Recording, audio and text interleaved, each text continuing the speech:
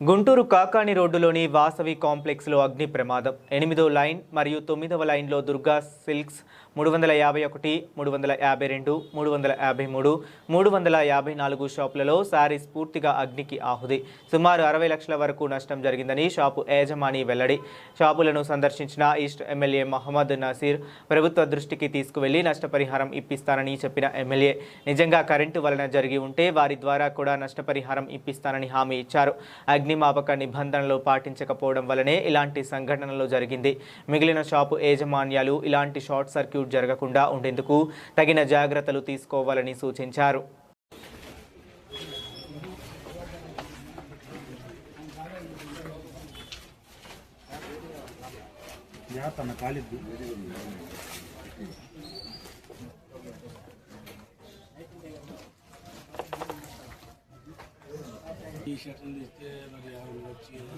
అదే కింద ఇది మీ కింద నుంచి ఉంది కాబట్టి ఇది అవసరం.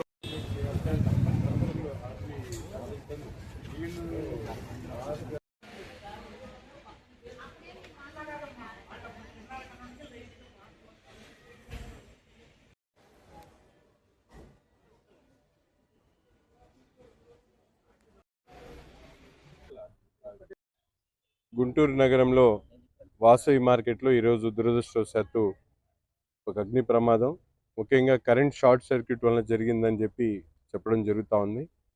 ఒక హోల్సేల్ వస్త్ర వ్యాపారం చేసేటువంటి షాపు, ఆల్మోస్ట్ 4 షాపులు కలిపి ఫస్ట్ ఫ్లోర్, గ్రౌండ్ ఫ్లోర్, అలాగే పైన ఉన్నటువంటి అప్స్టైట్స్ 3 చోట్ల ఉన్నటువంటి స్టాక్స్ మొత్తం కూడా కాలిపోవడం, దాదాపు 60 లక్షల రూపాయల విలువ కలిగినటువంటి డ్రెస్ మెటీరియల్స్ కానీ, డ్రెస్సెస్ కానీ పూర్తిగా డ్యామేజ్ అయినటువంటి పరిస్థితులు. 2:55కి ఈ యాక్సిడెంట్ స్టార్ట్ అయితే ఇమ్మీడియట్గా ఫైర్ డిపార్ట్మెంట్ వాళ్ళు, అలాగే పోలీసు, తర్వాత ఎలక్ట్రికల్ డిపార్ట్మెంట్ అధికారులందరూ కూడా ఈ ప్రాంతానికి వచ్చి అవసరమైనటువంటి సహాయక చర్యలు చేపట్టారు. ఎందుకంటే బట్టలు అనేది సెన్సిటివ్ ఐటము, పక్కన చుట్టుపక్కలన్నీ కూడా వ్యాపారస్తులు ఉంటున్నటువంటి పరిస్థితులు, ఎక్కడ అది వ్యాపించకుండా దాన్ని కంట్రోల్ చేయడంలో అధికారులు పనిచేయడం చాలా సంతోషం.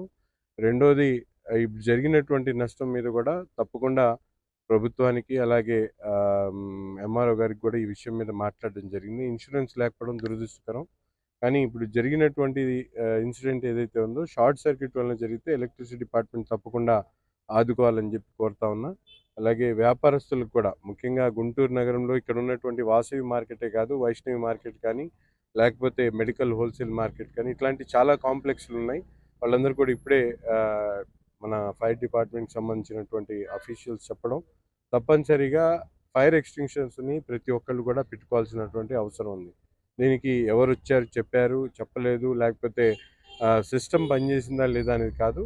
అది మన అవసరం కోసం మనం పెట్టుకునేది. ఇంతకుముందు కూడా గతంలో అనేక చోట్ల ఫైర్ డిపార్ట్మెంట్ వాళ్ళు ప్రభుత్వ ఆలోచన తీసుకొని అవేర్నెస్ ప్రోగ్రామ్స్ కండక్ట్ చేస్తూ ఉన్నారు. తప్పకుండా నగరంలో ప్రతి వ్యాపార కూడళ్ళు కూడా ఎక్కడైతే షాప్స్ ఉంటాయో 4-5 షాప్స్ కలిపి, అలాగే ఎక్కువ సంఖ్యలో ఉన్నటువంటి షాప్స్లో కూడా తప్పకుండా ఫైర్ ఎక్స్టింగ్విషర్స్ని పెట్టుకోవాలని చెప్పి కోరుతూ, ఈరోజు జరిగినటువంటి నష్టానికి తప్పకుండా ప్రభుత్వం తరపున, అలాగే ట్రాన్స్కో తరపున కూడా ఎంతవరకు వాళ్ళకి సహాయం చేయగలుగుతాం అనేది చూసి తప్పకుండా చేద్దాం.